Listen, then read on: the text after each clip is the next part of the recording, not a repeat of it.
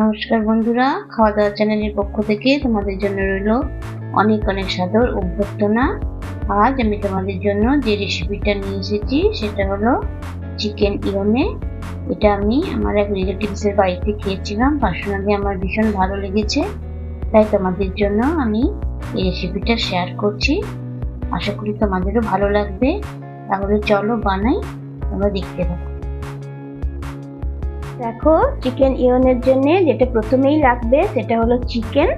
আমি 250 gram chicken নিয়েছি, আর cornflour নিয়েছি 2 টেবিল চামচ, আটা নিয়েছি 1 টেবিল চামচ, একটা বড় পেঁয়াজ কুচি করে নিয়েছি, আদাও পরিমাণ মতো নিয়েছি, 6টা লঙ্কা নিয়েছি কুচি করে, আর টমেটো কেচাপ নিয়েছি 2 টেবিল চামচ, আর সয়া সস নিয়েছি 3 টেবিল চামচ, আর একটা বড় ক্যাপসিকাম আমি কুচি করে নিয়েছি, 2টো শুকনো লঙ্কা লাগবে, গোলমরিচের গুঁড়ো নিয়েছি এটা প্রয়োজন মতো, আর গরম মশলার গুঁড়ো নিয়েছি। তাহলে চলো এগুলো রাখি। এখন আমি চিকেনগুলোকে এর মধ্যে দিয়ে দেব।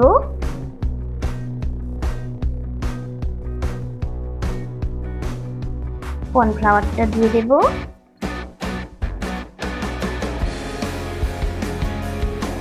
তাটা দিয়ে দিলাম,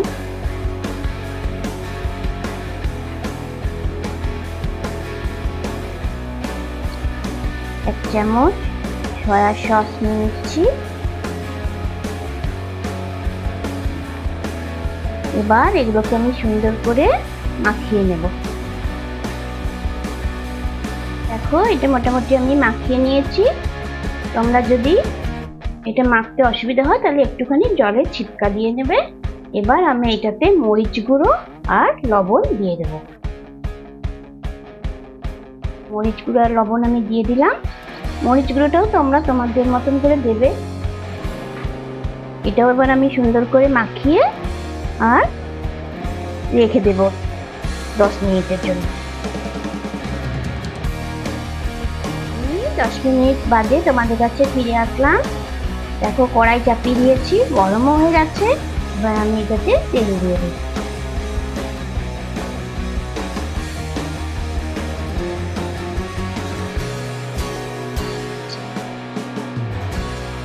এবার আমি এগুলোকে লাল লাল করে ভেজে নেব।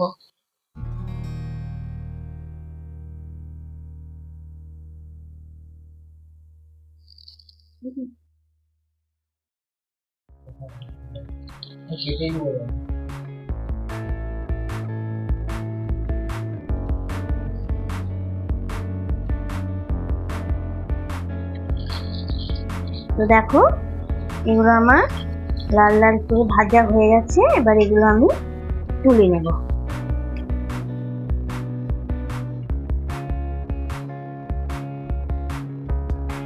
তোমরা এগুলো সবসময় মিডিয়াম ফ্লেমে ভাজবে। বেশি বাড়ানো থাকলে বাইরের কোটটা পুড়ে যাবে আর মাংসগুলো সেদ্ধ হবে না। এবার আমি বাকিগুলো ভেজে নেব।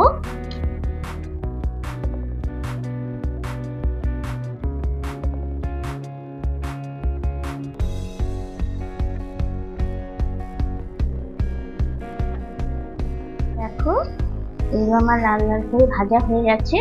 আমি এখন এই কড়াইয়ের মধ্যেই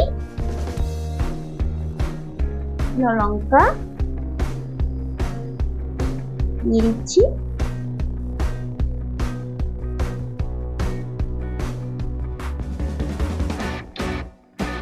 আর একটু তেল দিয়ে দিলাম।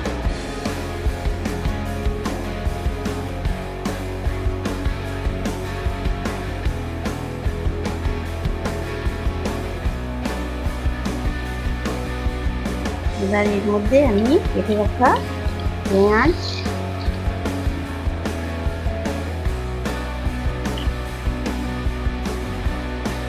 ক্যাপসিকাম, আদা, কাঁচা লঙ্কা সব দিয়ে দিলাম।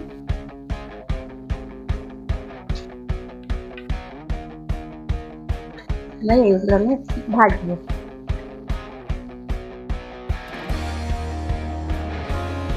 দেখুন, এগুলো আমার পেঁয়াজগুলো লাল লাল করে ভাজা হয়ে গেছে।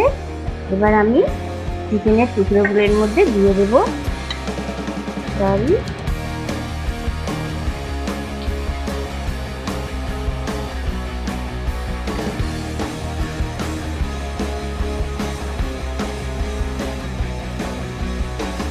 এটা আমি একটুখানি ভাজবো।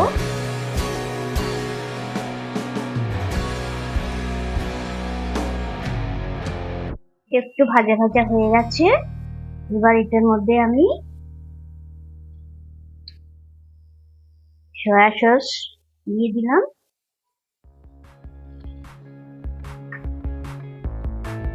আর টমেটো কেচাপটা দিয়ে দিচ্ছি।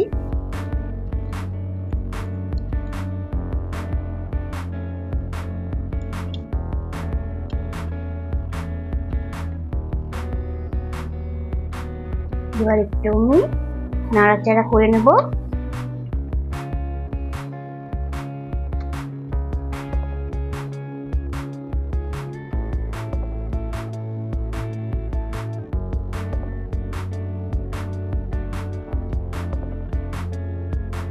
তাহলে দেখো আমার চিকেন ইয়োনে রেডি হয়ে গেছে। এবার এতে আমি গরম মশলার গুঁড়ো ছড়িয়ে দেব।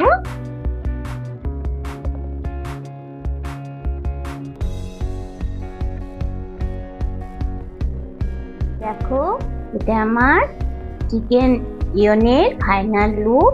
আশা করি তোমাদের ভালো লেগেছে, আর যদি ভালো লাগে তাহলে আমার চ্যানেলটাকে তোমরা অবশ্যই লাইক করো, কমেন্ট করো, শেয়ার করো, আর অবশ্যই সাবস্ক্রাইব করো। তাহলে আজ এখানে তোমাদের কাছ থেকে বিদায় নিচ্ছি। আবার দেখা হবে একটা নতুন দিনে নতুন রেসিপি সাথে করে। ততক্ষণ তোমরা খুব ভালো থাকো। বাই।